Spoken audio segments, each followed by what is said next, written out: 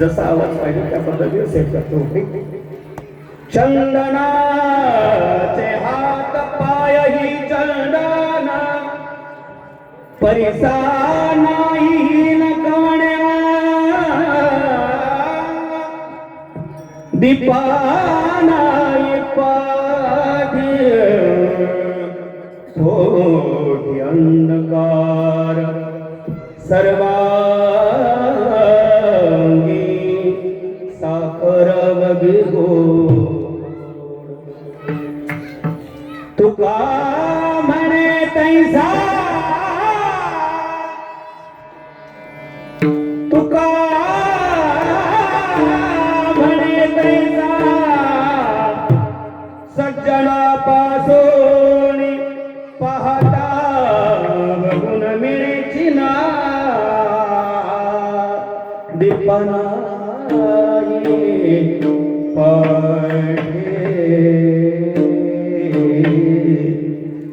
अंधकार सर्वांगी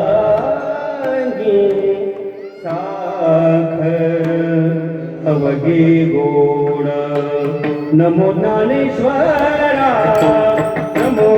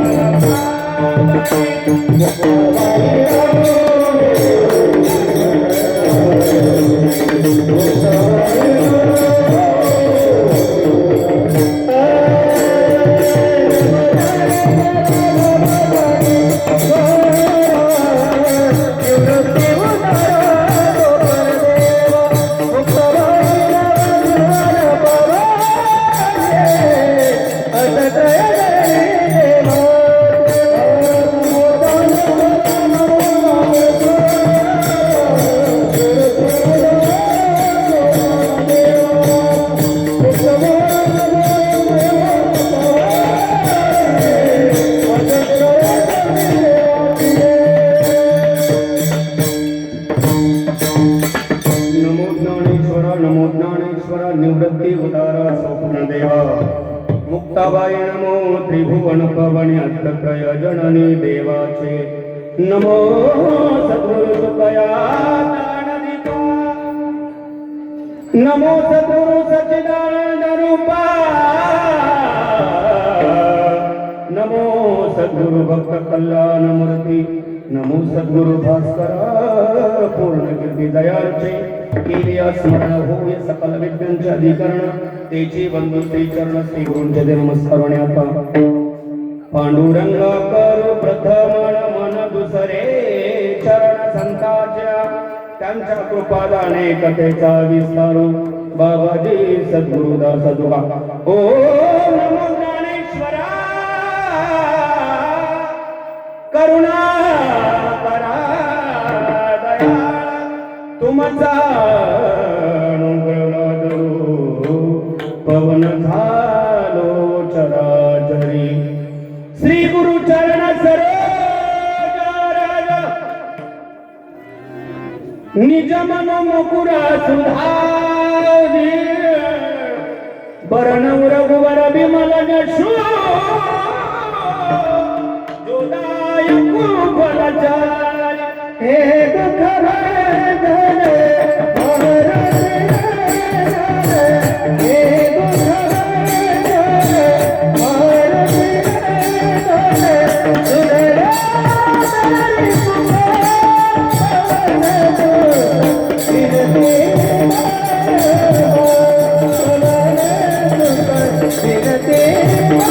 Oh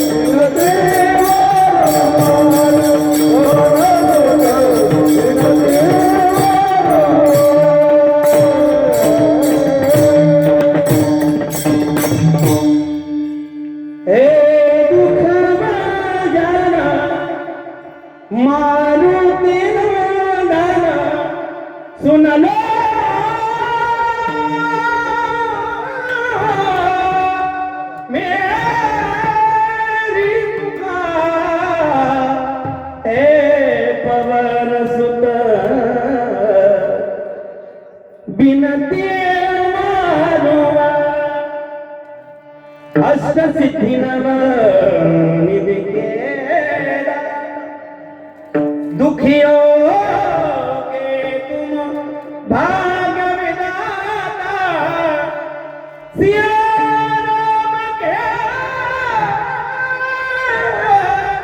काज समारे सिया राम के काज समारे सुन लो मेरी पुकार पवन सुत विनती वारो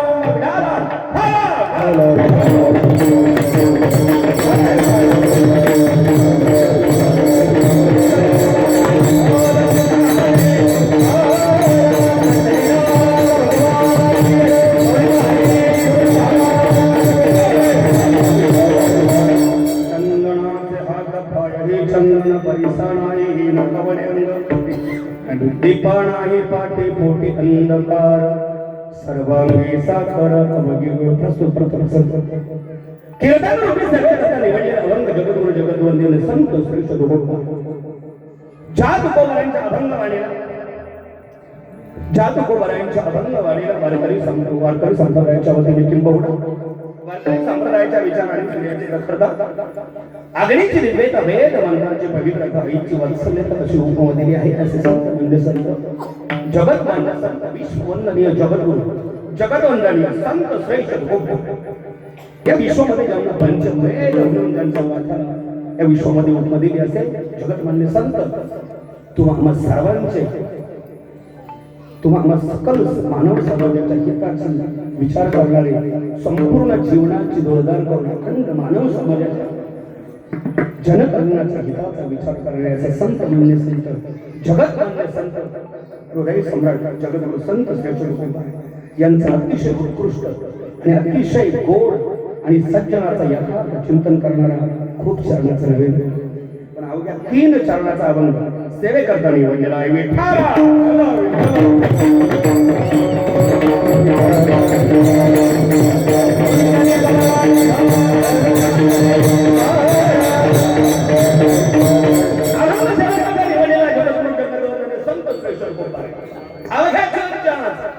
सज्जनाचा यथार्थ चिंतन वर्णन करणारा अतिशय गोड अभंग तुम्ही म्हणा महाराज अभंग तर खूप गोड सांगतात 3 चरणाचा अभंग सांगतात आम्ही जे वातावरण निर्माण केलं ते गोड ना महाराज जसं जगद्गुरु तुकोबरायांचा अभंग जेवढा गोड आहे त्या गुणे महाराज त्याचं अनुकरण करण्यासारखं वातावरण महाराज खरंच वातावरणासारखे महाराज गायन सम्राट महाराज संगीत अलंकार आमच्या आदरणीय परमश्री केदार जगत अविनाश दादा केदार मला वाटतं आपल्या गाठ झाली बरेच पुण्यामध्ये गाठ झाली असं नंतर बोला आता काही क्या बात काय स्वर असतो महाराज बा गायन म्हणजे हे हृदयाला भेटणार असतं काय काय काय गायनाला याद होत आहे महाराज आदरणीय आमच्या परमश्री बजरंगजी महाराज बजरंगजी काय बजरंगजी महाराज काय त्या स्वरामध्ये इतकं गोड गाणं महाराज एक सुद्धा स्वराची विसंगती न करताना अतिशय गोड अतिशय सुंदर अशी चाल गाणी त्यांच्यासाठी एकदा आणि ते म्हणाले महाराज हे 2च व्यक्ती गोड बाकीच्या आम्ही का करू असं काय महाराज त्यामुळे सर्वजण गोड आहात आदरणीय आमच्या विशाल शेख असतील ज्यांच्यामुळे खरं मला या सेवेचा योग आला आमच्या योगेचे परमस्नेह आदरणीय आमचे मारुती वाचतील मारुती बाबांच्या या खरं प्रेमकथा या ठिकाणी सेवेचा योग आला आदरणीय आमचे विशाल शेख महाराज कार्यक्रमाला मला वाटतं 100 कॉल झाले आणि खरं सांगू का या मृत्यू तलावरती प्रत्येक मनुष्य जीवन हे वाखण्यासारखं असतं वारकरी संप्रदायाच्या तत्वनिष्ठ विचाराने परिपूर्ण असणारे तुम्ही आम्ही सर्व भक्त भाविकजन वारकरी संप्रदायामध्ये आपल्या यथार्थ चिंतन जीवन जगून आपल्या जीवनाची व्यथा दूर करून परमसुखाच्या प्राप्तीसाठी आपलं जो खरं वेळ व्यर्थ करत असतो कशासाठी वारकरी संप्रदायाच्या तत्वनिष्ठ विचारासाठी तोच खरा या मृत्यू तलावरती भाग्यवान ठरला जातो आणि म्हणून आमचे परमदादा असतील आमचे विचार शेठ असतील आदरणीय आमचे मारुती दादा असतील त्या मंडळीने भारत दिवसभरातून कमीत कमी 100 कॉल केले असतील फक्त एकच रिक्वेस्ट, कीर्तनाच्या अगोदर 100 केले, जातानी फक्त एक तरी करा बरं.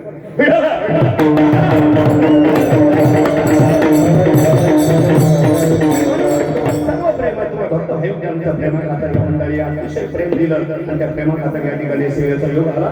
मृदंग म्हणे महाराज एक एका होली बाई महाराज काय माऊली ते गायची चाल गायली, काय वाजवली. आणि ही तरुण मंडळी आता पाहणार एक, कारण पुणे म्हणजे तिथं काय पुणे, आणि पुण्याचाच आपला हा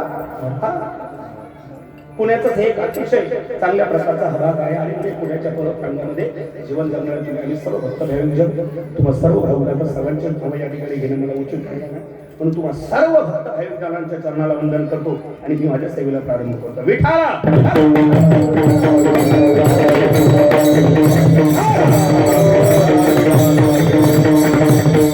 अभंग जगद्गुरु जगद्वर्धनी संत श्रेष्ठ तुकोबार आहे.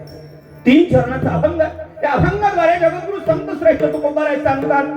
चंदनाचे हात पायही चंदन, परिसा नाही हीन कवणे अंग, दीपा नाही पाठी पोटी अंधकार, सर्वांनी साखर अवघी गोड. सज्जनाचं यथार्थ चिंतन वर्णन तुकोबाराय करतात. तुकोबाराय सांगतात, ज्या ज्या वेळेस या मृत्यू तळावरती सज्जन होते ना, ज्या ज्या वेळेस ज्या ज्या युगायुगामध्ये या मृत्यू तळावरती सज्जन होते ना, त्या सज्जनांना त्रास देण्यासाठी महाराज कोणते ना कोणत्या प्रकारे दुर्जनांची सुद्धा संगत होती. आणि म्हणून ज्यावेळेस प्रभू रामचंद्रासारखा श्रेष्ठ आणि परम प्राप्तीसाठी प्राप्त झालेला आदरणीय अतिशय अखंड विश्वाचा करता करविता सज्जनात यथार्थ चिंतन आत्मचरित्र आत्मसात करणारा ज्यावेळेस सज्जन प्रभू रामचंद्रासारखा सत्पुरुष होता ना महाराज, त्याच सत्पुरुषाला त्रास देण्यासाठी रावणासारखा दुर्जडी, ज्या ज्या युगाच्या अनुषंगाने सत्पुरुष जन्माला आले त्या त्या सत्पुरुषाला त्रास देण्यासाठी अनेक दुर्जन सुद्धा तयार आले. आणि म्हणून द्वापार युगामध्ये भगवान श्रीकृष्णासारखा सज्जन होता ना, त्यांना सुद्धा त्रास देण्यासाठी कंस सारखा दुर्जन होताच ना. वारकरी संप्रदायाचा पाया उभारला त्या माऊली मावस संत श्रेष्ठ ज्ञानेश्वर.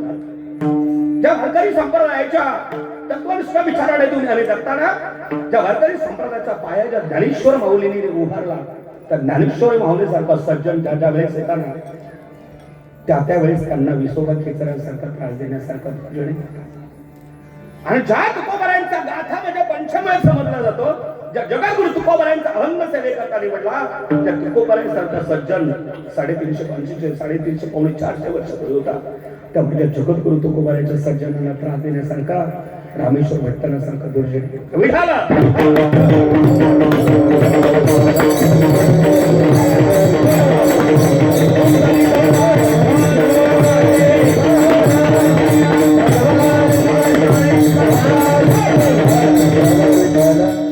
सकल मानव समाजाचं कल्याण करण्यासाठी महाराज सर्व संत मानले आणि सकल साधू संतांनी आपलं यथार्थ जीवन समर्पित करताना तो आम्हाला अनुभव आहे. तुकोबारा अभंगाद्वारे सांगतात, चंदनाचे हात पायही चंदन, परिसा नाही हीन कवळे अंग, दीपा नाही पाठी पोटी अंधकार, सर्वांगी साखर अवघी गोड. सज्जनात यथार्थ चिंतन गोड वर्णन तुकोबा. सज्जन म्हणावं आणि दुर्जन म्हणावं. महाराज या मृत्यू कालावरती आलेला प्रत्येक जीव जंतू पांडुरंग परमात्माचा नामस्मरण चिंतन भजन करून आपल्या यथार्थ जीवनाची दुःखाची निवृत्ती आणि परमसुखाची प्राप्ती करण्यासाठी रात्रंदिवस खातो. साधू संतांनी जो मार्ग तुम्ही आम्हाला दाखवून दिला, त्या मार्गाच्या अनुषंगाने तुम्ही आम्ही सर्व भक्त भाविक हातात होतो. मला सांगा, अखंड हरिनाम सप्ताह मुक्काम पोस्ट पाटण या ठिकाणी हा अखंड हरिनाम सप्ताह करत असताना इतकं गोड इतकं सुंदर वातावरण महाराज, आणि खरंच वाखवण्यासारखे वातावरण. त्या दुसऱ्या दिवसाचे ज्यावेळेस माझ्याकडे आले, एवढं गोड वातावरण आलं याची शाश्वती मारुती बाबा मला नव्हती. पण नंतर माझ्या लक्षात आलं की पुण्याच्या सहवासामध्ये राहणारा आपला भाग आहे. आणि पुणे म्हणजे महाराज काय एका होली बळे महाराज. आणि पुण्याचा सहवास मला 7-8 वर्षापूर्वी भरपूर मिळाला. आणि म्हणून मला माहित होतं एका होली बळी महाराज मगाशी काही वादकांची फुटवडा जाणवला होता अगोदर. तुझी चिंता त्या सर्व आहे, नको खेद करू कोणता. भगवंताला महाराज भक्ताची काळजी बरं का. जगद्गुरु तुकोबारांनी संपूर्ण जीवाची धुळदाण करून जाळवली संसार बैसलो अंगणी. महाराज अखंड संसारिक जीवनाची धुळदाण करून अखंड दया तुझी प्रीती मज दे तयाची संगती मग मी कमळापती तुझा बा नाणे कंठाळा. अरे भगवंता पडोनी तुगाच संताची पायी न मागे न कारी काही आण तुझी गा विठोबा. तुम्ही आम्ही पिढो जाणे दोन्ही वारती काळ बैसलो हका देत दारात तुका म्हणे बोला चित्त द्यावे मा विठ्ठला न पाहिजे केला माझा अभेरू. महाराज खूप बरं आहे. पांडुरंग परमात्म्याच्या सहवासाचं सानिध्य प्राप्त करण्याची अपेक्षा व्यक्त करतात. मला सांगा म्हणे रामेश्वर भट्ट तुझ्या तुका विष्णू नाही तुझा तुकाराम तुकाराम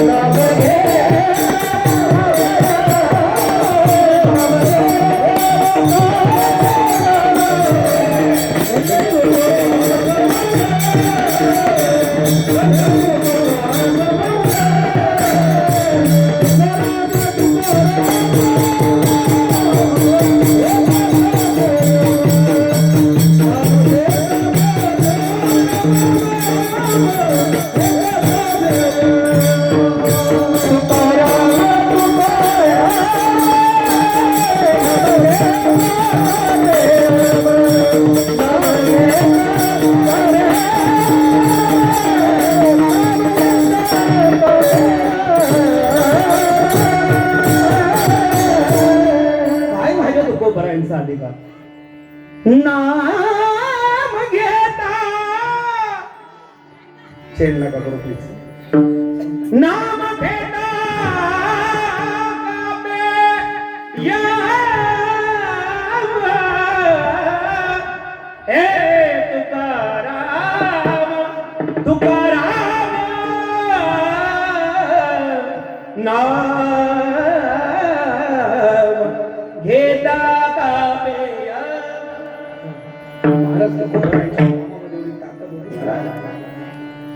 जळी गगना सहित वया तारियला जैसला धन्य तुकोबा समाज खेळे केला. म्हणे रामेश्वर भट्ट तुझ्या तुका विष्णू नाही तुझा. महाराज तुकोबारायांची गणना रामेश्वर भट्टाने भगवान विष्णू बरोबर केली. त्या तुकोबारायांना संसारिक जीवनामध्ये दुःख भोगायची मौली काय गरज होती. सदैव तुमच्या करणारे माझे जगद्गुरु तुकोबार आहे.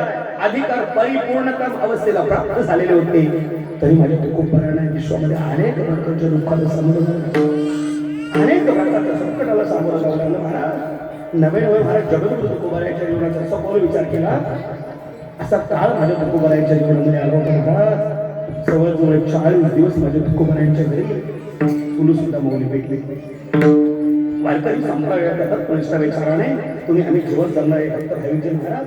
आता या कीर्तनामध्ये एखाद्या वारकऱ्याला म्हणावं की की काय बाबा कीर्तन ऐकतो तुझ्या घरामध्ये काहीतरी मोठा प्रॉब्लेम झाला असं सहज म्हणून वारकरी काय करणार तो म्हणेल बाबा तुझं कीर्तन आणि तू मी जातो माझ्या घरी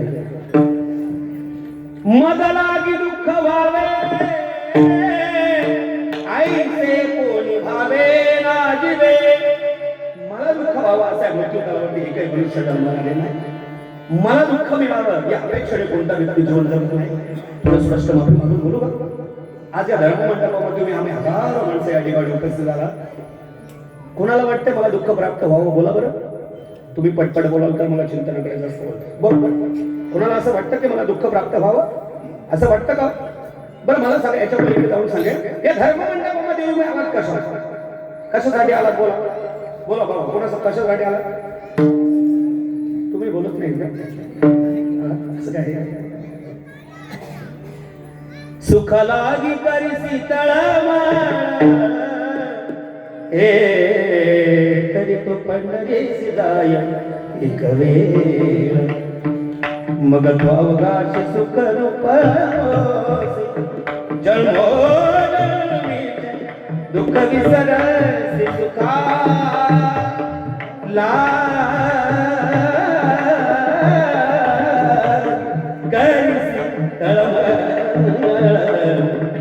तरी तू पंढरीस जाय तरी तू पंढरीस जाय तरी तू पंढरीस जाय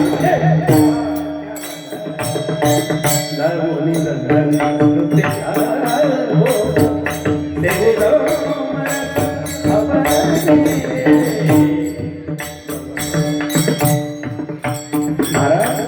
सुखाची प्राप्ती करण्यासाठी नाम घेतील महाराज नामस्मरण सामान्य गोष्ट नाही ना पहिल्या दिवसाच्या कालच्या कीर्तन काही नामस्मरणाचे यात्रा सुंदर केलं असतात नामाची बळे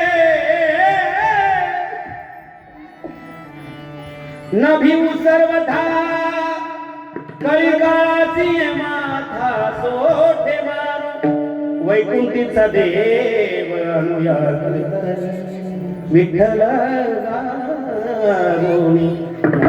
सोरंगी महाराज पांडुरंग त्याचं नामस्मरण चिंतन करून या ठिकाणी आनंद उपभोगण्यासाठी तुम्ही आला दुःखासाठी कोण नाही महाराज आणि दुःखाच्या पाठीमागं कोणाला वाटतं दुःख व्हावं महाराज धर्म मंडपामध्ये गेल्याचं कारण महाराज परम सुखाची प्राप्ती आणि परम दुःखाची निवृत्ती करण्यासाठी तुम्ही आम्ही सर्वजण हा काढून करतो कोण म्हणतं तुम्ही रोज मंदिरामध्ये जाता कोण म्हणतं रोज तुम्ही भगवंताची चिंता करता कोण म्हणतं तुम्ही भगवंताचं रोज नामस्मरण चिंतन करता महाराज अखंड भगवंताची चिंता करणारे साधू संत होते नाही त्याच्या कीर्ती जगा माझी तुका म्हणे का मरणाची सरे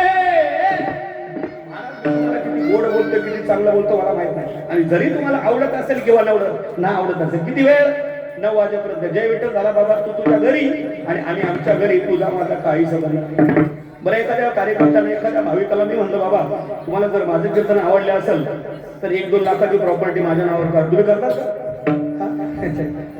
40 धर्माच्या गाड्याने भरलेल्या सगळी कागदपत्र माझ्या तुकोबारा आणि लोकांसाठी इंद्रायणच्या गव्हामध्ये जगाच्या कल्याण संताचे विभूती देह कष्टविती परोपकार आणि म्हणून या सज्जनाचं यथार्थ चिंतन वर्णन करत असताना या अभंगाद्वारे माझ्या जगद्गुरु तुकोबाराने रामायणाचे एक दृष्टांत दिला भजन करा विठ्ठला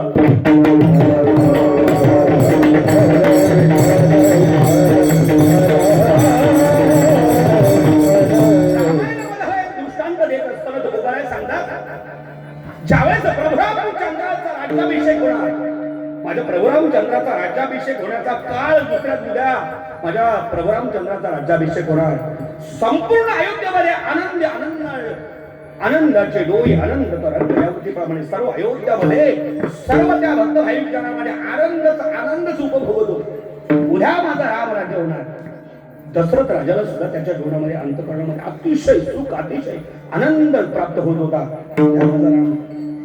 कारण राम म्हणजे सामान्य व्यक्ती नव्हता पूर्ण आणि परिपूर्ण तमोसेना प्राप्त झालेले प्रभू रामचंद्र होते अखंड विश्वाचा करता म्या बोलविल्या वेद बोले म्या चालविल्या सूर्य चाले मी हलविला प्राण आले जो जगात चालीना आई तू समर्थ ब्रह्मांडाचा धनी.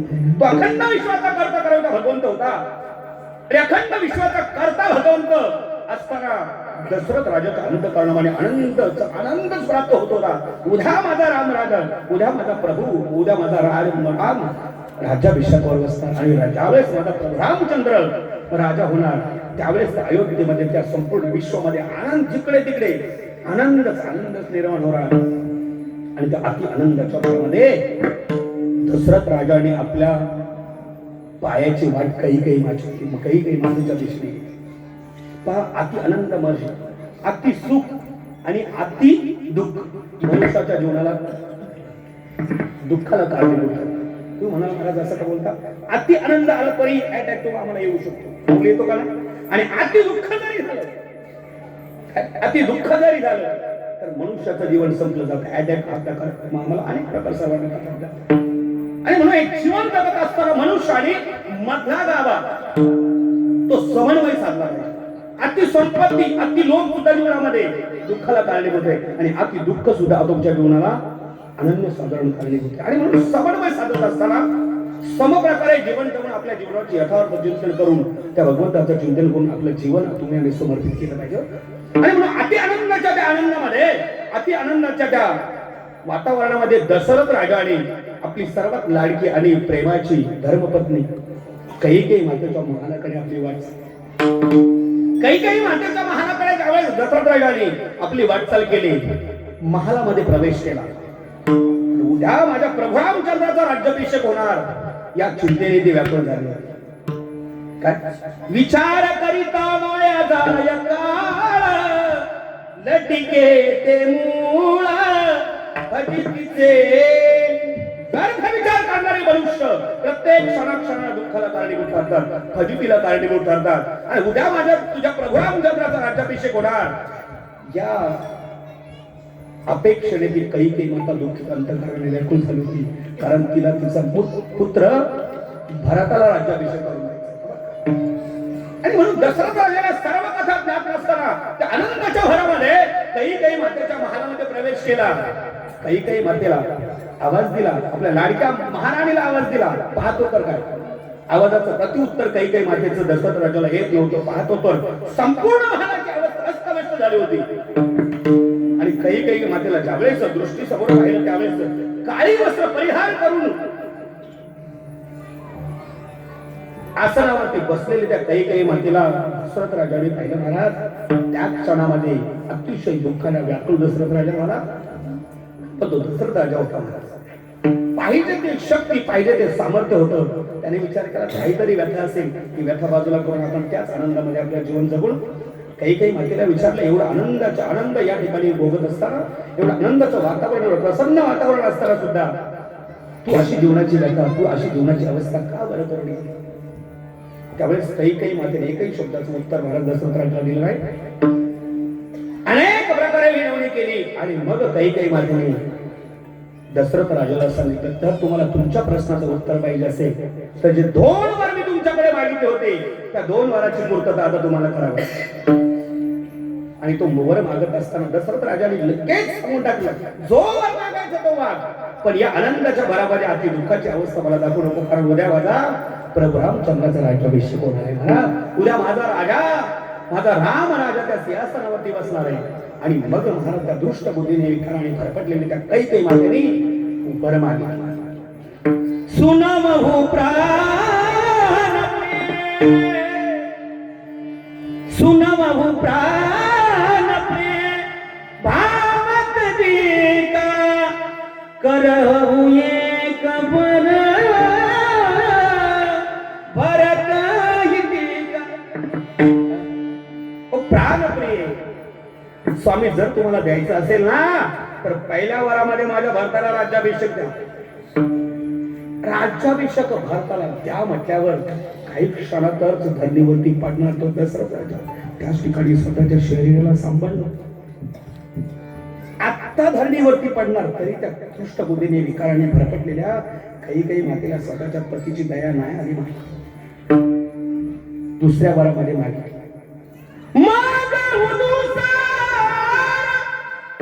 परत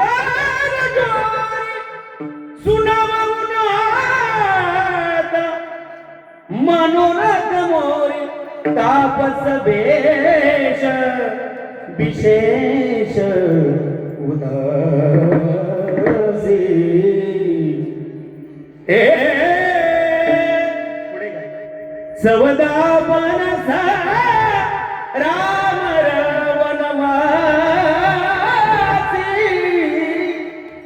दुसऱ्या वरामध्ये ज्या रामाचा राज्याभिषेक होणार होता त्या रामाला वनवास मागितला.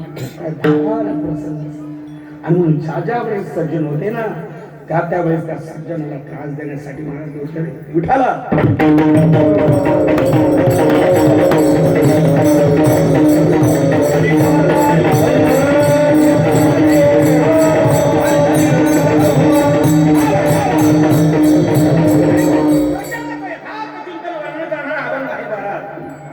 आज अभंग हा सज्जनाचं वर्णन करणार आहे. पण ज्या वेळेस सज्जन असतात त्या वेळेस महाराज सज्जनाला त्रास देण्यासाठी अनेक दृष्ट बुद्धीने परिपूर्ण असणारे दुर्जन सुद्धा या मृत्यूतलावरती तेवढ्याच आज अखंड हरिनाम करतात. तुमचं सामर्थ्य एक शक्तिवान असेल, सामर्थ्य ऐश्वर्यवान तुम्ही असताल म्हणून हा परिपूर्ण अवस्थेला गेलेला हा अखंड हरिनाम. काही ठिकाणी दुर्दैवाची गोष्ट 8 दिवसाचे सप्ताह माऊली 2 दिवस सर्वच एक कार्यक्रम ऐकला. उद्या कार्यक्रम होणार माऊली आणि आज त्या कार्यक्रमाचं नियोजन आयोजन होतं. काय होतं महाराज परमार्थ नव्हे कोणाच्या गोष्टी लोक भरपूर काही लोक फक्त परमार्थ करायचा म्हणून करायचा. महाराज अखंड विश्वाचा करता करता प्रभुरामचंद्राचा अभिषेक होणार आणि तरी त्या काही मातेच्या अंतःकरणामध्ये दुष्ट विचाराने भरकटलेला विचार यावा आणि आपल्या जीवनाची फजिती करून घ्यावी. पण याला सुद्धा एक कारण आहे महाराज, पुढे तुमच्या लक्षात येईल. सकल पांडुरंग परमात्म्याच्या सानिध्यामध्ये असलेला प्रत्येक व्यक्ती लक्ष देऊन ऐका. अखंड विश्वाचा करता करता महाराज ज्या काही मातेच्या सानिध्यामध्ये अखंड विश्वाच्या करता करता प्रभुरामचंद्र होता. त्या प्रभुरामचंद्र सानिध्यामध्ये असताना सुद्धा काही मातेच्या अंतःकरणामध्ये दृष्टबुद्धी येऊ शकते महाराज, येऊ शकते नाही येऊ शकते. चिंतनामध्ये आपण पुढे त्याचं विवेचन करू का. पहिल्या वरामध्ये भरताचा राज्याभिषेक मागितला, दुसऱ्या वरामध्ये 14 वर्षाचा वनवास मागितला. महाराज धर्मपत्नीची आज्ञा, धर्मपत्नीचे वर पूर्ण करण्यासाठी माझ्या प्रभुरामचंद्राला वनवासावर चालवलं. सर्वप्रथम माहिती शॉर्टकट सांगितलं. प्रभुरामचंद्र वनवासाला गेले त्यावेळेस भरत राजा अयोध्येमध्ये होते आणि ज्यावेळेस प्रभुरामचंद्र, सीता माता आणि लखन भैया ज्यावेळेस वनवासामध्ये गेले दिवसामागून दिवस उलटत होते. काही दिवसानंतर भरत राजा मामाच्या घरोकडे आला. पाहतो तर सर्व अयोध्येमध्ये सुखसुखाट होता. बाहेर इकडे फक्त आणि फक्त दुःखाचं वातावरण होतं. पहिल्या क्षणाला ज्यावेळेस काही मातेचं दर्शन झालं पण अंतःकरणामध्ये प्रभुरामचंद्र वनवासाला गेल्याचं दुःख मात्र काही मातेच्या सुद्धा जीवनामध्ये होतं. कारण एक संत महाराज कौशल्य मातेपेक्षा काही माता ती प्रभुरामचंद्रावर जास्त प्रेम करत होते. मला खरं सांगू महाराज, प्रत्येक आयुष्यामध्ये कोणती आई या विश्वामध्ये किती गोड माता महाराज, काही माता किती जरी आपल्या मुलावरती प्रेम करणारी एखादी माता असेल पण एखादा सद्गुणी आणि एखादा सत्पुरुष, एखादा सद्गुणी मुलगा जर त्या मातेच्या जर सहवासामध्ये आला तर अनन्यसाधारण प्रेम आपल्या मुलावरचं 50% प्रेम त्या सद्गुणी असणाऱ्या मुलाकडे आईचं. कारण सद्गुणाने परिपूर्ण अवस्थेला प्राप्त झालेल्या व्यक्तीला या कलियुगामध्ये अनन्यसाधारण महत्व आहे. अनन्यसाधारण महत्व आणि म्हणून काही मातेचं सुद्धा तेवढंच प्रेम प्रभुरामचंद्र होतं. पण जगाच्या कल्याण संतांनी परोपकारे या वृत्तीप्रमाणे माझ्या काही मातेने प्रभुरामचंद्राला वनवास पाठवला. भरत राजाने त्या मातेला विचारलं. सर्व वृत्तांत ऐकल्यावरती अनन्य प्रकारे भारतभूषण आपल्या स्वतःच्या मातेला देऊ लागला. पण या जगाच्या विश्वाच्या कल्याणासाठी माझ्या काही मातेला त्या रामायणाचा पाया उभारायचा होता आणि म्हणून माझ्या काही मातेने स्वतःच्या जीवनामध्ये दुःख प्राप्त करून घेतलं. भारत राजाच्या अंतःकरणामध्ये एक जाज्वल्य स्थितीने भरकटलेला तो विचार होता की माझ्या प्रभुरामचंद्राला वनवास का पाठवलं माते. पण महाराज आई ती आई असते आणि बाप तो बाप असतो. मायामुखी मना पित्याची गणना कोण करी. आई म्हणता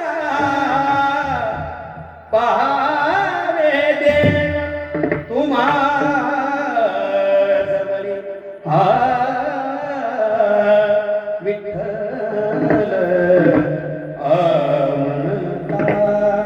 आत्मा राम हृदयी महाराज आई म्हणजे सामान्य व्यक्ती नव्हे महाराज, भगवंताच्या पलीकडे इजेचा अधिकार ती माता आहे महाराज.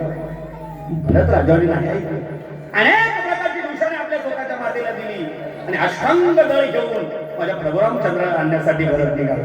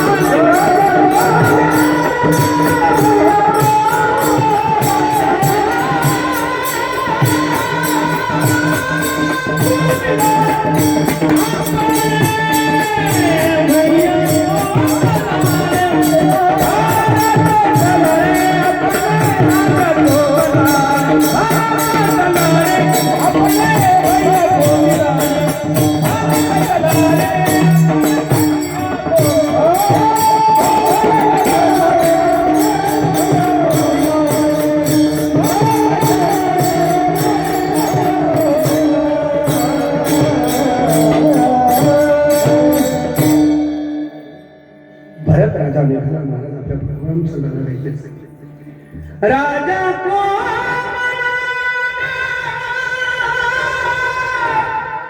अपने भैया को मिलाने हे भरत चला रे अपने राजा को मना अपने भैया को मिलाने. आताचा भाऊ असा विचार करू शकतो, माऊली केला रोज करू शकतो. एखादं म्हणाला बरं झालं नाही का, प्रॉपर्टी मधला एक पॉईंट मायनस. महाराज त्या भारतामध्ये आणि आताच्या भारतामध्ये किती डिफरन्स. एक इताडाच्या बांधारावर महाराज आता कोण व्हायला लागले. हा तुकोबारायने म्हणावं जाळोनी संसार बैसलो बरे झाले देवा निघाले पर्या दुष्काळे पीडा.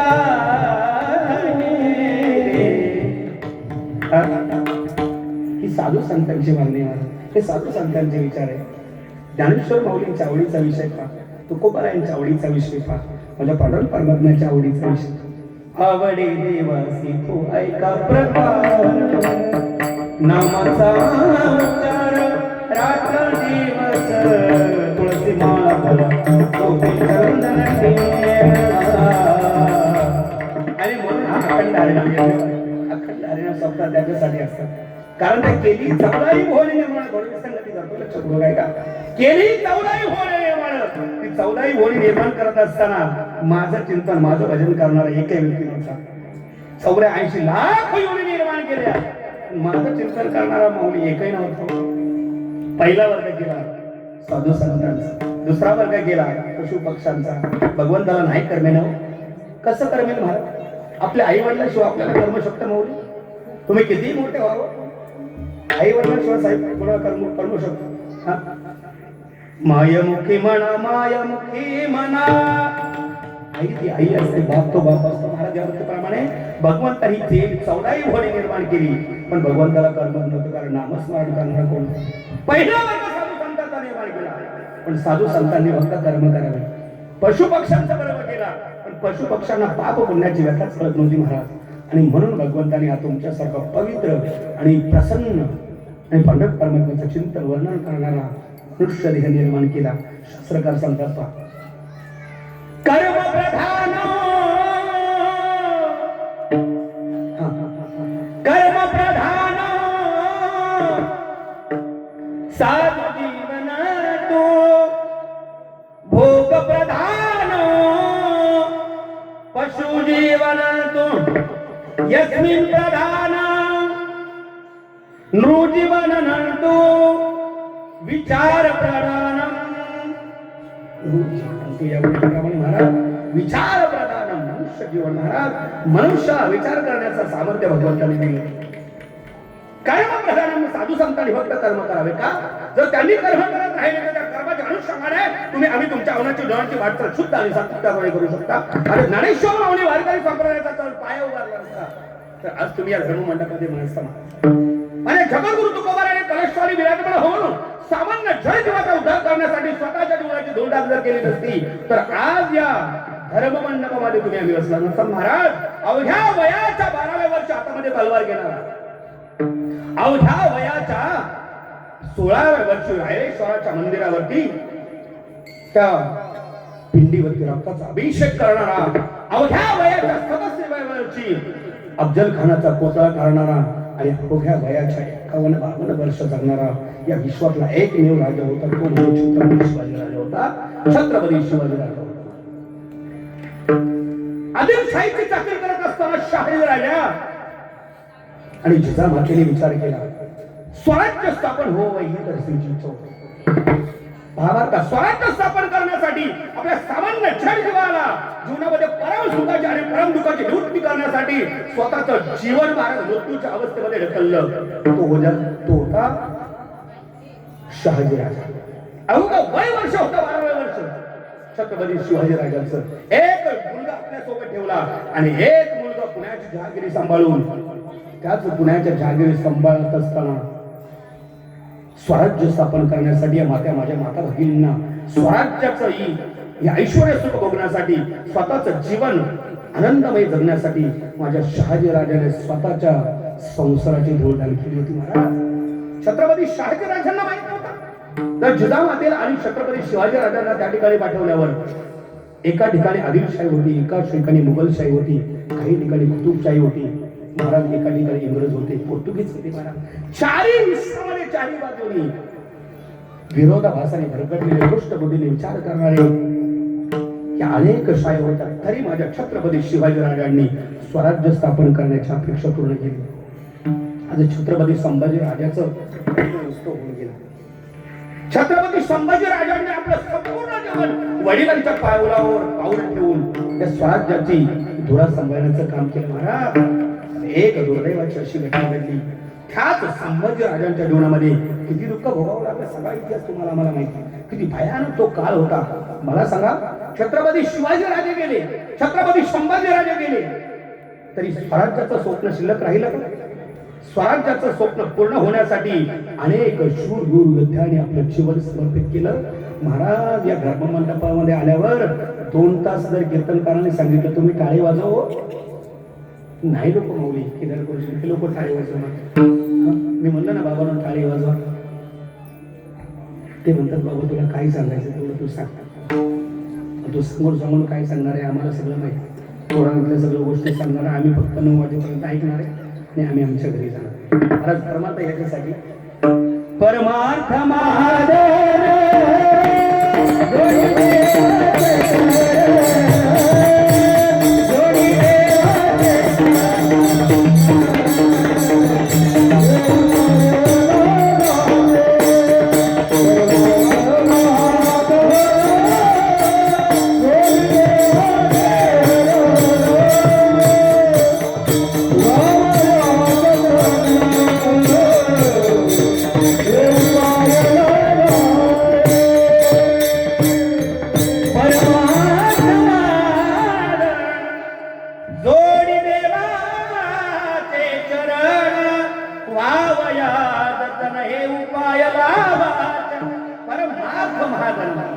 परमाधिक सुख परमाधिक धन परम सुखाची परम धनाची प्राप्ती करण्याचे आणि म्हणजे परमार्थ महाराज ऐश्वर्य संपत्ती लाखो कोटी रुपयाची अब्जावधी रुपयाची प्रॉपर्टी कमवणं म्हणजे महाराज परमार्थ. स्पष्ट बोलू का महाराज? तुम्ही प्रॉपर्टी किती बनव, किती ऐश्वर्य संपत्ती बनव, काही शिल्लक नाही. शास्त्रकार सांगतात धन आणि भूम वशवश्य गोष्टी भार्याद्वारे जन स्मशाने देह चिताया परलोक्य मार्गे कर्मानुभव गच्छति जीवयेका धनानी भूम वश गोष्टी भार्या ग्रहद्वारे जनस्मशाने महाराज ऐश्वर्य संपत्ती आहे तिथं राहणार आहे. बायका मुलं तुमची फक्त स्मशानापर्यंत येणार आहे. आणि ज्या शरीरावर तुम्ही अनन्य साधारण प्रेम करताना ते शरीर फक्त चिठीवरती ठेवतपर्यंत तुमची साथ देणार आहे. एकदा का अग्निकार साहेब लावलं ना ही शिल्लक राहत नाही मला फक्त राम शिल्लक आणि पुढे फक्त एकच कर्मानुभव छती वेळ मिळाला तर पुढे कर्माचा सिद्धांत तुम्हाला मी सांगण्याचा भाऊला आपल्या प्रभुरामचंद्राला शोधण्यासाठी ज्यावेळेस मनामध्ये गेला मनामध्ये भटकंती करत असताना अनेक प्रकारे भगवंताला आवाज देत होता. हे भगवंत आहे मला वेळ दे ना. हे भगवंत मला भेट दे ना. तुझ्याशिवाय माझं जीवन जगणंच मला असाही होतंय. महाराज मला सांगा या शरीरामध्ये ते शरीर तुम्हाला आम्हाला भगवंताने दिलं. मौली सांगा या शरीरामध्ये जर आत्मारूपी भगवंत नसेल तर या शरीराला काय किंमत होती. जोपर्यंत हे शरीर आहे महाराज जोपर्यंत आत्मारूपी भगवंत तू म्हणाला महाराज आत्मारूपी भगवंत म्हणजे काय. गीतेचा 15वा अध्याय घ्या. मम यौष जीवलोके जीवभूत सनातना मनशस्त्राणींद्रियाणी प्रकृती स्थानी कर्षते आढोडा.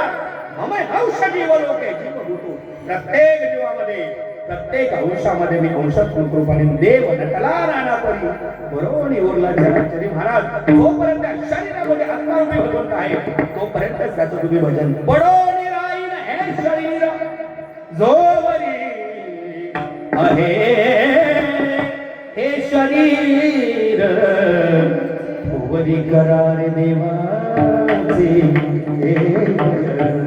पडो मग कैसा भजन महाराज. तुळसी माळ गळा गुपी चंदन टिळा कुठपर्यंत जोपर्यंत शरीरामध्ये आत्मारूपी भगवंत आहे तोपर्यंत हृदय वैष्णवाचा तुळसी माळ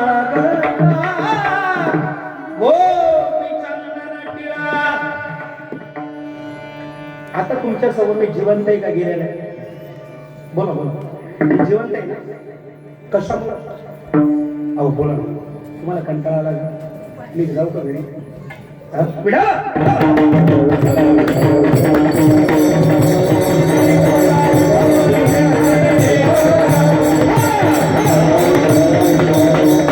मनुष्याच्या जीवनामध्ये एखाद्या चातकाच्या प्राण्याप्रमाणे सर्व गोष्टीचा ज्ञात असताना सुद्धा मनुष्य आडमार्गाने जाण्याचं माऊली अनेक मनुष्याला महाराज आडमार्गाने जाण्याची अपेक्षा असते. नवे नवे त्या मार्गाचा अवलंब करताना तर अनन्यमय केदार गोष्टी सुख भोगण्याचं अपेक्षा व्यक्ती करत असतो. मला सांगा आता तुम्हाला पुण्याला जायचं म्हटलं तर हवेचा मार्ग सुंदर आहे का. मग मला सांगा हा डोंगर पार करून पलीकडनं त्या एरियामधून मुळशीच्या डाव्या साईडने जाऊन परत पुन्हा स्टेशनला येण्याची काय आवश्यकता साहेब आहे. जा ना सरळ मार्ग आहे ना. महाराज सांगतात तुझं आहे तुझं पासी परी तू जागा चुकलासी. भरत राजाचा राज्याभिषेक होणार होता. ज्याचा राज्याभिषेक होणार होता त्याला वनवासामध्ये पाठवलं होतं.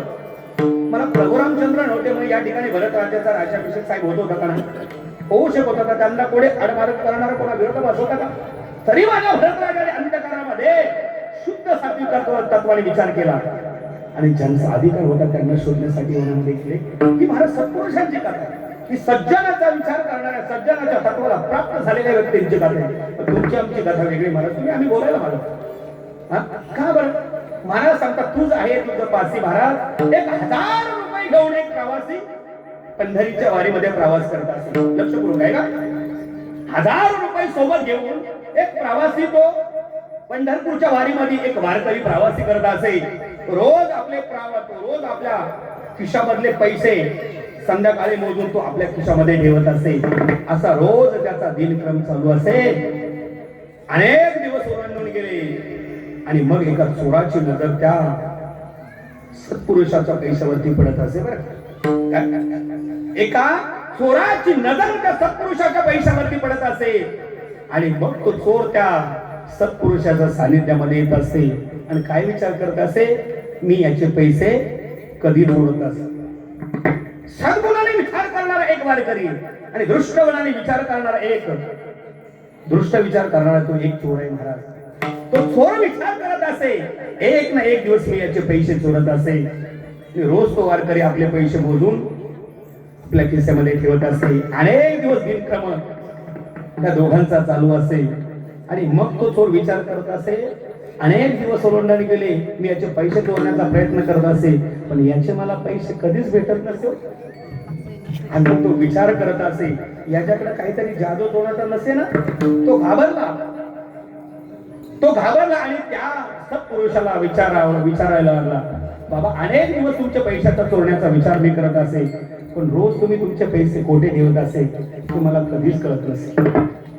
त्या सद्गुणाने विचार करणाऱ्या त्या वारकऱ्यांनी स्मित हास्य केलं आणि तो स्मित हास्य करून तो वारकरी त्याला बोलत असे, बाबा ज्यावेळेस तू माझ्याकडे येत असे ना, तू ज्यावेळेस माझ्या समोरून माझ्याकडे येत असेल त्यावेळेसच माझ्या डोक्यामध्ये प्रकाश पडत असेल की तू एक दृष्ट विचाराने भरकटलेला एक चोर असेल. आणि मग मी रोज माझे पैसे चोरताना तुझ्याच विषयाच्या खाली ठेवत असेल, पण लेखा तुला कधीच कळत असेल. हा नाही कळलं.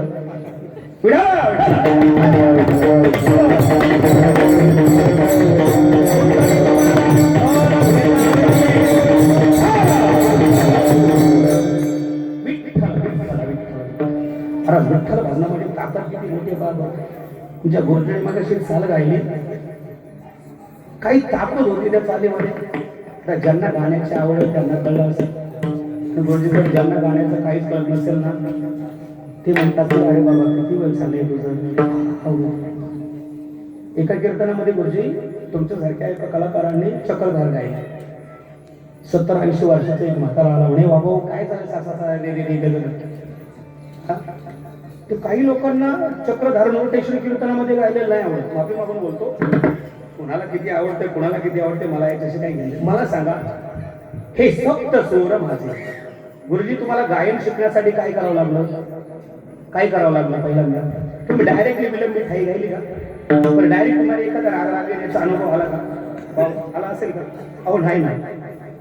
सारे ग म प द नि सा नि द प म प ग म द म प ग म रे नि द सा ग म म प प द नि द प प द म प ग म ग रे ग पाहू रे म ज विठोबाचे लागले से बुक डोळा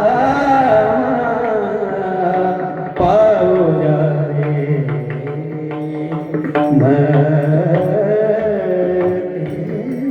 गम बदन द पद रे.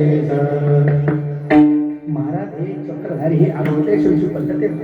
सब लोक म्हणतात का महाराज 4 वर्षाचं संस्था सोडणाऱ्या कीर्तनकार होतो नोटेशन गायचं. गुरुजी किती वर्ष गाणं गाता तुम्ही? बोला किती? 12.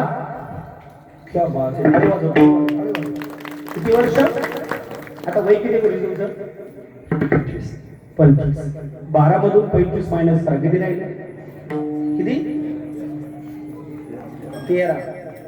मला सांगा, तुमच्या केदार गुरुजींनी वयाची 12 वर्ष फक्त गाणं केलं. 13 वर्षामध्ये काय केलं असेल त्यांनी? पिक्चरला गेले असते गुरुजी, गेले कधी? युट्यूब चालू माझ्या लक्षात. वारकरी संप्रदायाच्या तत्वनिष्ठ विचार करणारे तुम्ही, आम्ही भक्त भाविकगण, तुम्ही आम्ही सर्व संत भाविकगण महाराज दृष्ट विचाराने कधी भरकटत नसतात. फक्त त्यांना तो मार्ग सरळ आणि सोप्या मार्गाने त्यांना मार्ग दाखवण्याचं कार्य तुम्ही आम्ही द्यावं लागतं. त्यांना तो स्टेज मिळून द्यावा लागतो. महाराज आमच्या केदार गुरुजींसाठी सर्वच मंडळी हलकी वाखंडासारखं वाटतो. महाराज प्रत्येकाचा सफेद ड्रेस आहे, प्रत्येकाच्या गळ्यामध्ये भगवा या ठिकाणी जय श्रीरामाचा महाराज होतो. किती गोड वातावरण आहे महाराज. या लोकांना जर तुम्ही आम्ही मोठं केलं नसतं तर या ठिकाणी ही मंडळी आली असती. त्यांचा अधिकार तेवढा नसता तर या ठिकाणी ही मंडळी आली असतील. आणि जर ही मंडळी या ठिकाणी आली असती तर कार्यक्रमाला माऊली शोभा आलीच नसती. महाराज या रे लान थोर याती भला त्या नारी नर करावा विचार न लगे चिंता काही. जागवल्य स्थितीने परिपूर्ण अवस्थेला प्राप्त झालेली सावळे सुंदर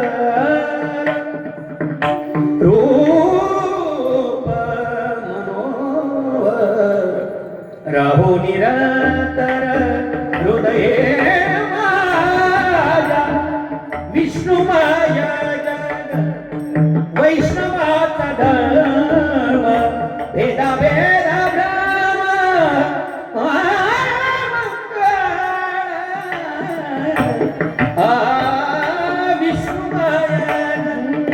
विष्णुमय जग वैष्णवाचा धर्म भेदा भेद कसला भेद नाही कोणता लहान कोणता थोर कोणता छोटा कोणता मोठा महाराज काही नसतं परमार्थ या रे अवस्थेप्रमाणे महाराज आणि म्हणून या अवस्थेला परिपूर्ण झालेला तो भरत राजा होता भगवंताला भेटण्याची आस होती ये रे माझा रामा ये रे माझा रामा मनमोहना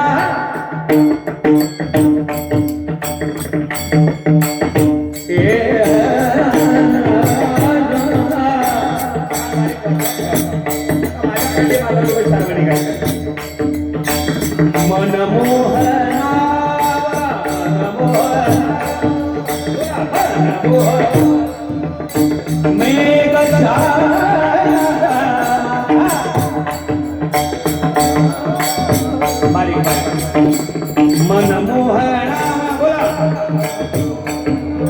मेघ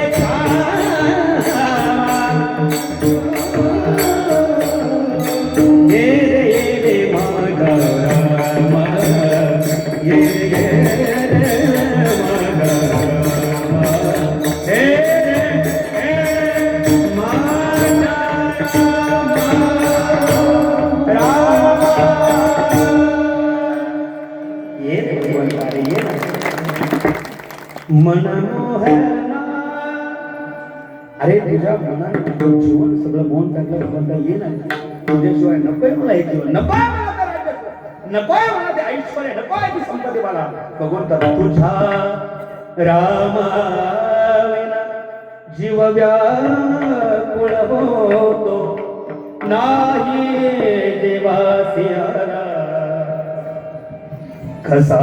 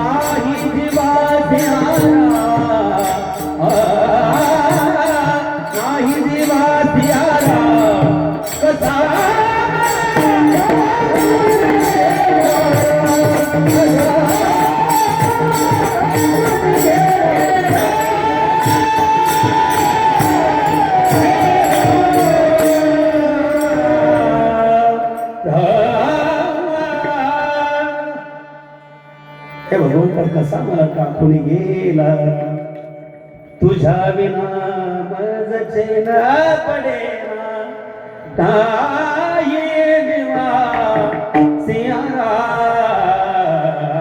ये सा मला टाकून गेला भगवंताला भक्ताची काळजी मला झाली भगवंताच्या लक्षात राहिला अजून भारताची परीक्षा पाण्याची योग्यता नाही आला माझा रामचंद्र महाराज परत खरं सांगू ज्यावेळेस माझा रामचंद्र भारताच्या त्या आवाजाच्या दिशेने आला पण आल्यावर माझा प्रभू रामचंद्र येत असताना काही माझ्या अंतःकरणामध्ये एक अवस्था प्राप्त झाली काही माझ्या अंतःकरणामध्ये एक अवस्था प्राप्त झाली कोणती होती ज्यावेळेस माझा प्रभू रामचंद्र येतोय ती अवस्था पाहिली त्यावेळेस काही माझ्या लक्षात आलं जरी मी माझ्या प्रभू रामचंद्राला 14 वर्षाचा वनवास केला असेल ना पण तो प्रभू प्रभुरामचंद्र फक्त आणि फक्त पहिल्यांदा माझ्याकडे येतात. काय विश्वास आहे मला? निष्ठावंत भाव भक्ताचा स्वदंड निर्धार निष्काम निश्चल विठ्ठली विश्वास अहो नये वासा महाराज भक्ताला भगवंताची काळजी आणि भक्ताला सुद्धा भगवंताच्या विश्वासावरती भगवंताच्या प्रेमाबद्दल तेवढी असणं तेवढा विश्वास असतो. म्हणून तो खूप बरा सांगतात महाराज सज्जनाचं यथार्थ चिंतन करणं करत असताना काही मातेच्या दिशेने ज्यावेळी भगवंत धावत येत होता, काही माता म्हणत होते भगवंत नकोय माझ्याकडेच तू येऊ, नकोय माझ्या दिशेने तू येऊ, कारण अलाव येते तू आल्यावर प्रथमता माझ्या दर्शनाला तू माझ्या चरणाला स्पर्श करणार आहे आणि तू माझं पहिलं दर्शन घेणार आहे. कारण मी दुष्ट विचाराने भरकटलेली मी माता आहे. माझं दर्शन जर आज भगवंत तू घेतलंस ना तर विश्वामध्ये सज्जनावरती कोणाचा विश्वास राहणार नाही. कारण लोक विचार करतील या दुष्ट विचाराने भरकटलेल्या मातेचं दर्शन तो भगवंत घेतो, अरे त्या भगवंतावरती कोण विश्वास ठेवेल? काही माता म्हणत होती नको भगवंत माझ्याकडे. तो भरत सुद्धा प्रभुरामचंद्र सांगत होता भगवंता नको त्या दुष्ट विचाराने भरकटलेल्या काही मातेच्या दिशेने जा. तुझी माता तर कौशल्य माते महाराज. आणि मग माझ्या प्रभुरामचंद्राने त्या भरताला सांगितलं अरे बेड्या ज्या काही मातेला तू दुश्मन देतोस ना ती काही माता कोणी सामान्य त्या विश्वामध्ये रामायणाची निर्मिती करण्यासाठी सर्वात प्रामुख्याने जो अनमोल माता आहे ना तो माझ्या काही मातेचा तो माझ्या काही मातेचा आहे. आणि मग भगवंताने सांगितलं एखाद्या बिल्डिंगची एखाद्या घराचा जर पाया एखादी बिल्डिंग जर उभी करायची असेल ना तर त्या घराला प्रामुख्याने पाया घ्यावा लागतो बरं का पाया. आणि तो पाया घेत असताना तो पाया जमीनमध्ये गाडला जातो आणि मग त्या पायावरती बिल्डिंग उभी राहते. मला सांगा तुमच्या बिल्डिंगला जर खाली पाया नसेल तर ते बिल्डिंग साईड उभी राहू शकते? बरं पाया आता तुम्हाला दिसतो का? लाखो कोटी रुपयाचं तुमचा बांगला आहे पण पाया गेला कुठं? तो जमिनीमध्ये गेला. आणि मग माझ्या भगवंताने सांगितलं अरे रामायणाचा जो आहे ना प्रामुख्याने ती माझी काही माता आहे. आणि म्हणून काही माता की रामायणाला प्रामुख्याने कारणीभूत आहे. आणि म्हणून सर्वात श्रेष्ठ रामायणामध्ये काही माता आहे. म्हणून त्या काही मातेला कधी दृष्ट विचार करूच नको महाराज. ही सज्जनाचं यथार्थ चिंतन वर्णन नको भगवंत नवल केवडे नकळे कान आम्हाला नाही करणार महाराज स्वतःच्या आईला दिशेने देऊ लागला. आणि म्हणून मग भगवंताने भक्ताला विचारलं अहो भगवंता तुम्ही जर या दृष्ट विचाराने भरकटलेल्या मातेला तुम्ही सज्जन म्हणता सज्जन म्हणजे नक्की सज्जन म्हणायचं तरी कोणाला? आणि मग महाराज शॉर्टकट सांगण्याचा प्रयत्न करून आपली वेळ बरीच पुढे चालली. आणि मग भगवंतांनी सांगितलं तुकोबारांच्या भाषेत तुकोबारांनी सांगितलं सज्जन म्हणावं कोणाला तर सज्जनाची उपमा देत असताना महाराज पहिली उपमा महाराज चंदनाला ही उपमा दिली. ती उपमा देत असताना त्या उपमेचं वर्णन जगद्गुरु तुकोबाराय अभंगाच्या प्रथम चरणात चंदनाचे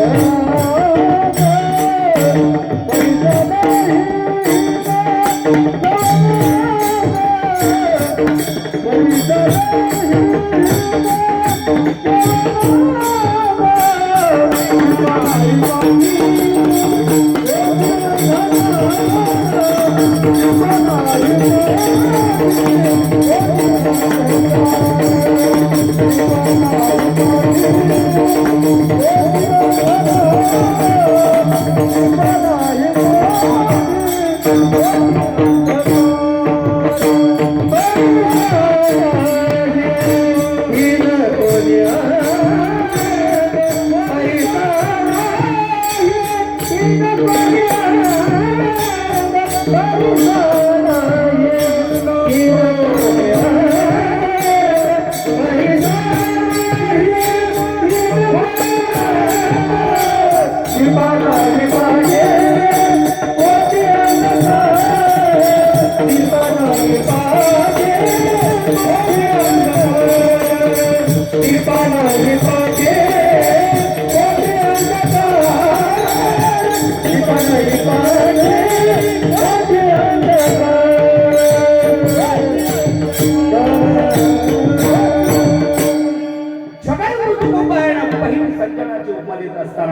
तू चंदनाला उपमा दिली महाराज. पण महाराज सांगता ही चंदनाला उपमा दिली असताना सुद्धा जरी तुम्ही सज्जन चंदनाला सज्जनाची उपमा देत असताना त्या चंदनाकडे काही प्रकारच्या आवड आहे. आज चंदनाचा डेरा तुम्ही कपडावरती लावतो, चंदनाला तुम्ही अनन्य साधारण तुमच्या आमच्या जीवनामध्ये अनन्य साधारण महत्व देतात. पण महाराज सांगतात त्या चंदनाकडे जसे सद्गुण आहेत ना तसेच त्या चंदनाकडे काही अवगुण सुद्धा आहेत महाराज. फार ज्ञानेश्वर माऊली सांगतात काळोनी सापाचे वेडे. माऊली सांगतात काळोनी सापाचे वेडे मग चंदना देव घेणे घडे विवसी चढे मग निदान पडे. काढोनी सापाचे वेडे मग चंदना देणे घडे विवसी चढे मग निदान पडे. आता ते चंदन प्राप्त करण्यासाठी अगोदर त्या महाराज गेलाय घरी चंदनाला सापाचा वेडा असतो तो बाजूला काढावा आणि म्हणून जसं त्याला सज्जन म्हणावं जसं त्याच्याकडे सद्गुण असतात तसं त्याच्याकडे दुर्गुण असतात. महाराज चंदनाचे हात पाये चंदन परिसा नाही न कुठे. दुसरी उपउत्तरामध्ये दिली परिसा नाही न कवणे अंग. परिसाला सज्जनाची उपमा दिली महाराज. परिसाचा अर्थ काय? परिस म्हणजे काय? लोहाचे कणक होय हे सामर्थ्य परिसीच आहे की मृत ही जीविताला हे अमृत सिद्धी. माऊली ज्ञानेश्वर माऊली सांगतात लोहाचे महाराज. आज हे स्टँड किती रुपयाचे माऊली? 1000 रुपयाचं स्टँड असं बरोबर. जर मी तुम्हाला म्हटलं माझं कीर्तन तुम्हाला आवडलं असेल तर हे स्टँड मी घरी घेऊन जाऊ का? तुम्ही नक्की देणार का? नाही देणार? अहो देणार, नक्की देणार, आता नक्की देणार. पण जर या स्टँडला जर परिसाचा जर स्पर्श झाला तर याचं काय होईल? सोनं होईल. आणि मग तुम्ही देताल का? जरी मी मागण्याचा प्रयत्न करता तर तुम्ही काय कराल? स्टँड तर नाही द्यायचे तुम्ही हाकून सुद्धा लावू शकता. बाबा हे काही शक्य होणार नाही. कारण महाराज त्याची किंमत 1000 कोटी अब्ज रुपये झाली असताना महाराज लोहाच्या कणक होय सामर्थ्य परिस्थिती आहे की मृत ही जीवित आहे अमृत सिद्धी. जरी लोखंडाचं सोनं करण्याचं सामर्थ्य त्या परिसाकडे असेल पण महाराज परिसाकडे एक अवगुण आहे. तो अवगुण म्हणजे काय सांगू? तो लोखंडाचं सोनं करेल. तो लोखंडाचं सोनं करेल तो लोखंडाला साहेब परिस कधी करेल. आणि म्हणून त्याच्याकडे दुर्गुण सुद्धा आहे. चंदनाचे हात पाय ही चंदन परिसा नाही ही न कवणे अंग. आणि मग तिसरी उपमा देतात दीपनाही पाटी ओ दीपनाही पाटी दीपनाही पाटी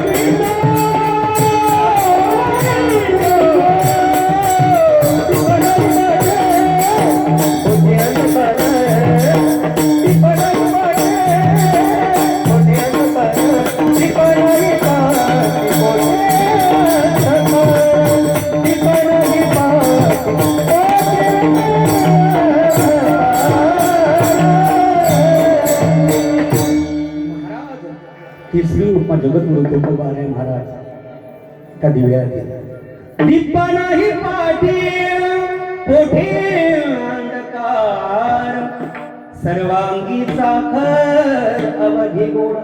या दिवाला सगळं आम्हाला प्रकाश देत असतो. हा प्रकाश देण्यामध्ये त्याचा सज्जनत्व या ठिकाणी सिद्ध होतो. पण जसा दिवा महाराज तुम्हाला प्रकाश देतो म्हणून त्याला सज्जनाची उपमा दिली जाते. पण जसं दिव्याकडे महाराज जे सद्गुण आहे तसं त्या दिव्याकडे महाराज अनेक प्रकारचे शॉर्टकट सांगण्याचा प्रयत्न करतो. आपली वेळ संपते. दिवा तुम्हाला प्रकाश देतो हा त्याचा सज्जन आहे. हा सज्जनत्वाचा त्याचा गुण आहे. पण दिवा महाराज तुम्ही आम्हाला प्रकाश देत असताना प्रथमतः त्याच्याकडे अनेक प्रकारचे दुर्गुण आहेत. पहिला म्हणजे दिवा वाट जाळतो हा त्याचा दुर्गुण. दुसरा दिवा तेल जाळतो म्हणून हा त्याचा दुर्गुण आहे. दिवा स्वतः भोवती प्रकाश देतो पण त्याच्या खालच्या गाभ्यामधून अंधकार ठेवतो आणि म्हणून अनेक प्रकारचे त्याच्याकडे गुणगुण संकेत आणि म्हणून चौथी उपमा देतात मला सर्वांगी साखर अवघी गोड. साखर सर्वांगाने गोड. साखर तुम्हाला आम्हाला किती प्रिय महाराज? साखर कोणाला प्रिय बोला बरं? पटपट पटपट चला 5 मिनिटं राहील. साखर सर्वांगाने गोड आहे. मग साखर तुमच्या साठी सर्वात महत्वाची आहे किंवा नाही? अहो आहे किंवा नाही? हे नाव बोला. हा साखर कोणाला आवडत नाही बोला बरं? हा हा तुम्ही म्हणाल मला ज्याला शुगर आहे ना त्याला विचार साखर कशी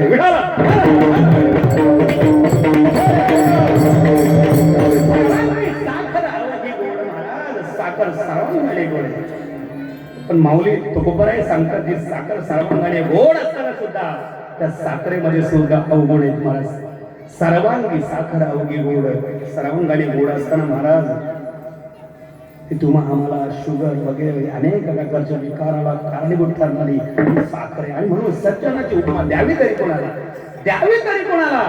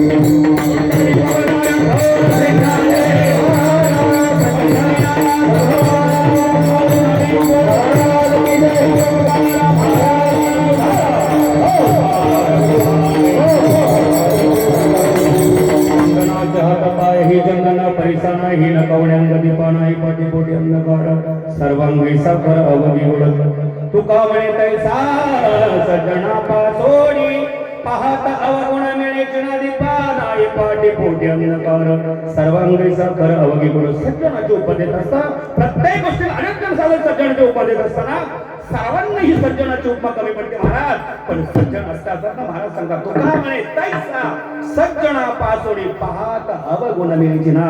पण महाराज साधू संतांकडे कोणत्याच प्रकारचा अवगुण नसतो बरं.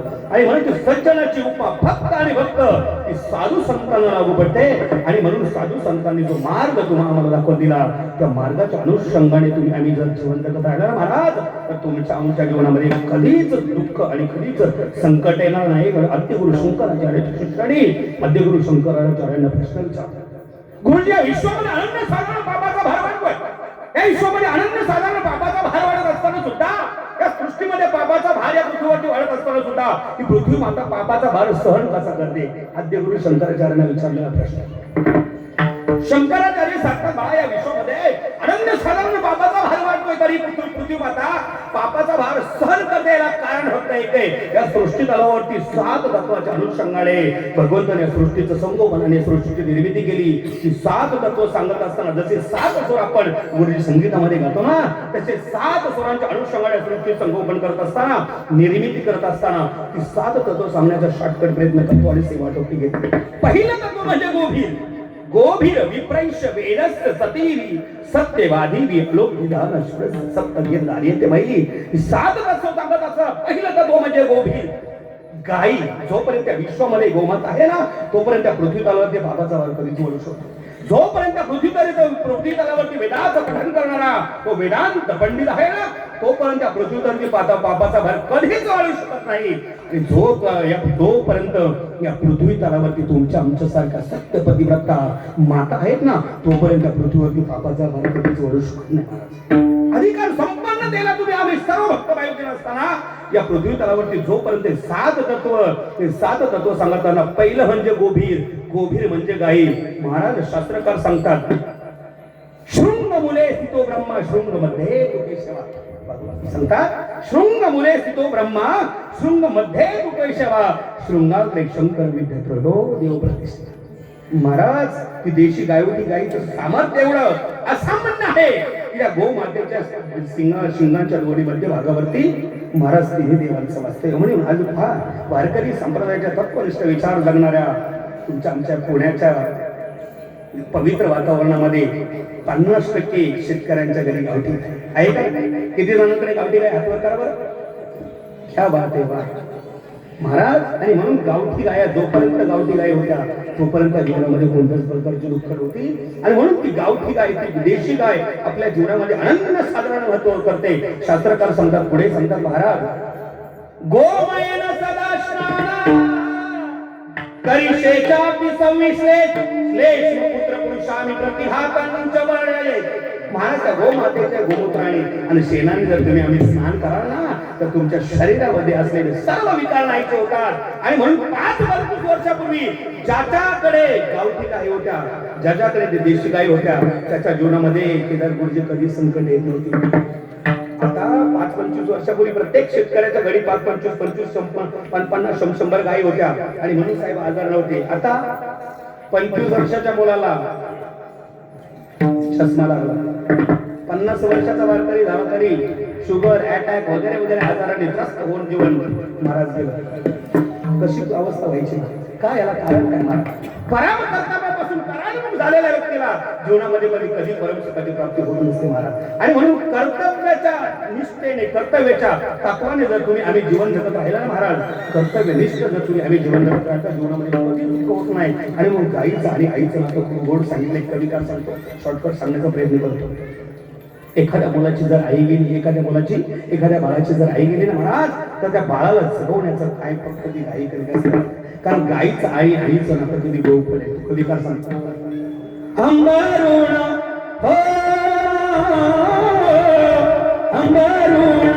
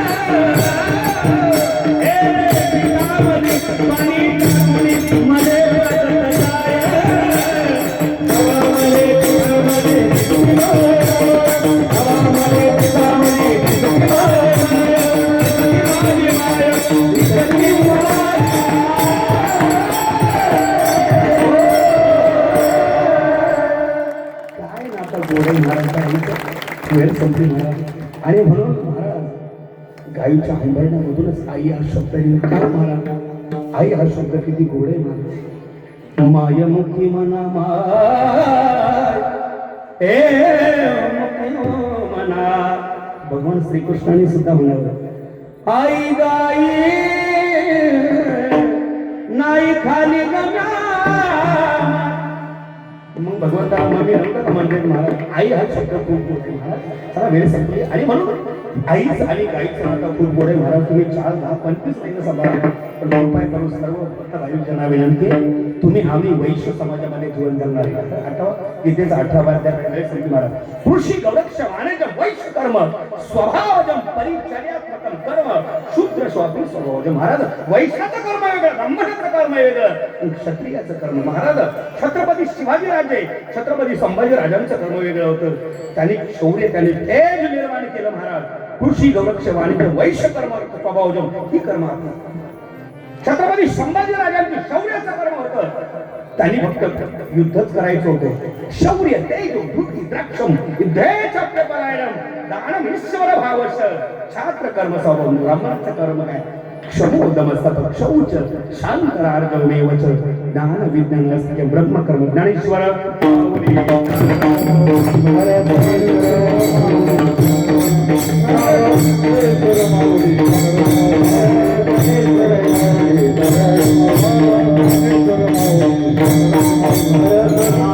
पाय ही चंदन परिसाना ही न गवणंग दीपानाई पाठी पोटी अंधकार सर्वांगे साखरावगे.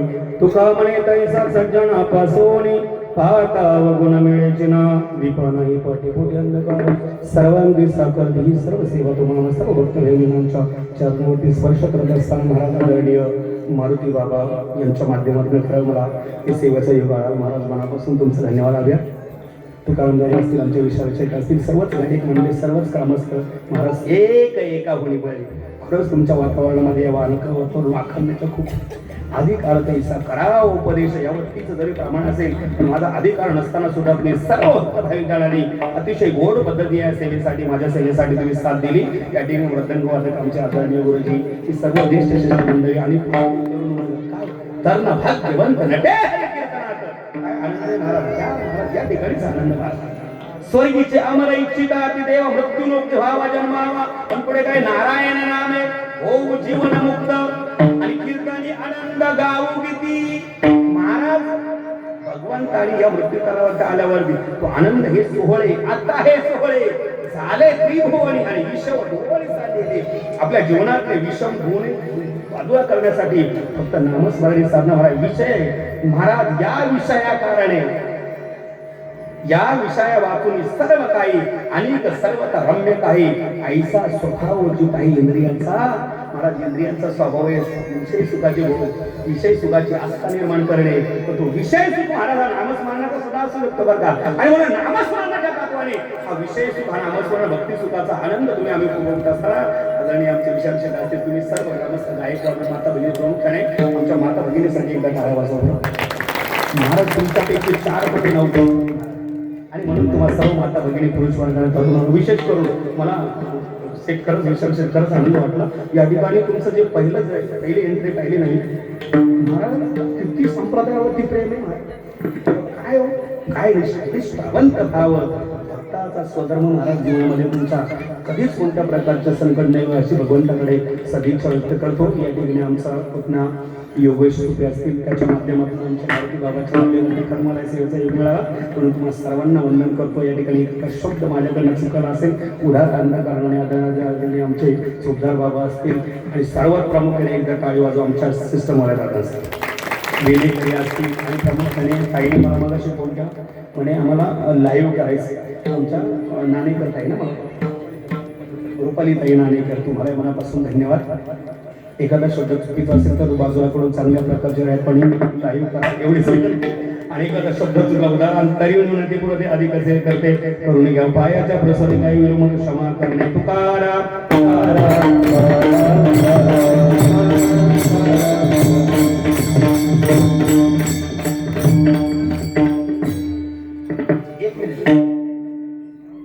तुका म्हणे तैसा सैताना पासोनी, तुका म्हणे तैसा सैताना पासोनी.